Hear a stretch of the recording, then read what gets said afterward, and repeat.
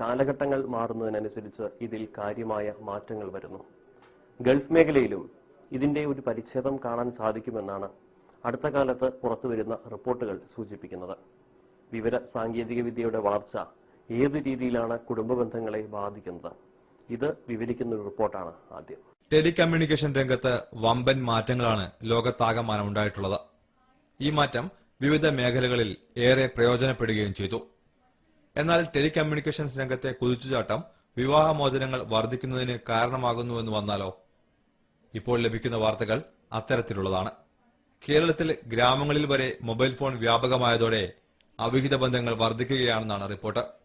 ഇതിൽ ബലിയാടുകളാകുന്നത് അധികവും ഗൾഫുകാർ തന്നെ. ഗൾഫുകാരുടെ ഭാര്യമാർ അവിഹിത ബന്ധങ്ങളിൽപ്പെട്ട് കുടുംബം തകരുന്ന നിരവധി കേസുകളാണ് റിപ്പോർട്ട് ചെയ്യപ്പെടുന്നത്.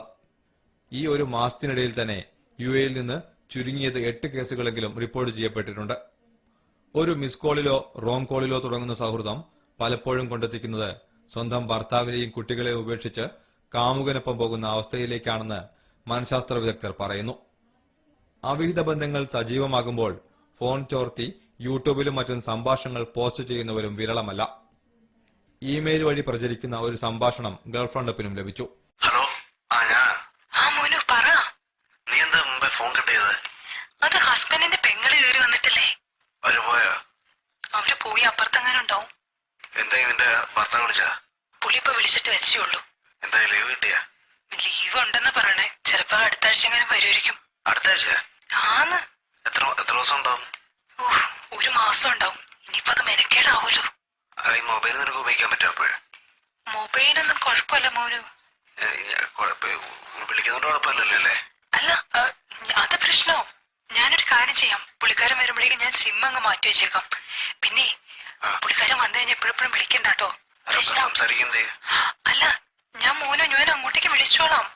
ഇന്ത്യയിലായാലും ഡൈവോഴ്സ് റേറ്റ് കൂടുന്നതിന് മറ്റ് പല കാരണങ്ങളുണ്ട്. അതിൽ ടെക്നോളജിയുടെ ഒരു ദുരുപയോഗം തീർച്ചയായിട്ടും നമുക്കറിയാം. പണ്ടൊക്കെ ഒരു ആശയവിനിമയം നടത്തണമെങ്കിൽ, പണ്ട് സ്നേഹിക്കുന്ന സമയത്ത് ഒരു ലവ് ലെറ്റർ കൊടുക്കണമെങ്കിലൊക്കെ വളരെ ബുദ്ധിമുട്ടിയ ഒരു കാലഘട്ടമായിരുന്നു. പക്ഷെ ഇന്ന് SMS അല്ലെങ്കിൽ ഒരു മിസ് കോളോ ഉണ്ടെങ്കിൽ ഏത് പാതിരാത്രിക്കും ആളുകൾക്ക് ബന്ധപ്പെടാനുള്ള അല്ലെങ്കിൽ അവർക്കുള്ള ആശയവിനിമയം നടത്താനുള്ള ഒരു സാഹചര്യമുണ്ട്. ഈ സാഹചര്യമാണ് പലപ്പോഴും മിസ്യൂസ് ചെയ്യുന്നതും ഡൈവോഴ്സിലേക്ക് കാര്യങ്ങൾ എത്തുന്നതും. ഭാര്യയും ഭർത്താവും ഒരുമിച്ച് താമസിക്കുന്നവരാണെങ്കിൽ പോലും അവിഹിത ബന്ധങ്ങൾ റിപ്പോർട്ട് ചെയ്യപ്പെടുന്നുണ്ട്. ഇത്തരം ബന്ധങ്ങൾ യുഎയിലെ മലയാളികൾക്കിടയിൽ വർദ്ധിക്കുന്നുണ്ടെന്നാണ് സൂചന. കുട്ടികളാണ് ഇതിൽ ഏറെ അനുഭവിക്കേണ്ടി വരുന്നതെന്ന് ആഷിഖ്. അവനവന്റെ ആ സമയത്ത് മാത്രമുള്ള സുഖത്തിന്റെ പിന്നാലെ പോകുമ്പോൾ ഉണ്ടാവുന്ന പ്രശ്നമാണ്. ഈ പ്രശ്നങ്ങളിൽ ഏറ്റവും കൂടുതൽ അനുഭവിക്കേണ്ടി വരുന്നത് ഇവരുടെ കുഞ്ഞുങ്ങളാണ്.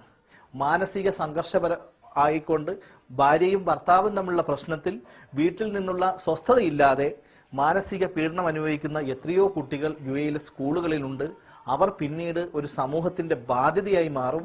അതുകൊണ്ട് തന്നെ രക്ഷിതാക്കൾ ഏതെങ്കിലും തമ്മിലുള്ള പ്രശ്നങ്ങൾ ഉണ്ടെങ്കിൽ അവരുടെ കുട്ടികളെ ഓർത്തെങ്കിലും ഒരു കൗൺസിലിംഗിന് പോകാൻ തയ്യാറാകണം. റിപ്പോർട്ട് ചെയ്യപ്പെടാതെ ആരാലും അറിയപ്പെടാതെ പോകുന്ന അവിഹിത ബന്ധങ്ങൾ ഇനിയും എത്രയോ.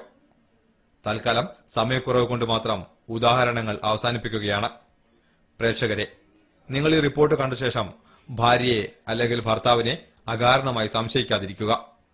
മൊബൈൽ ഫോൺ അടക്കമുള്ള വാർത്താവിനിമയ ഉപകരണങ്ങൾക്ക് ഇങ്ങനെയും ഒരു വശമുണ്ടെന്ന് ഓർമ്മപ്പെടുത്താനാണ് ഈ റിപ്പോർട്ട്.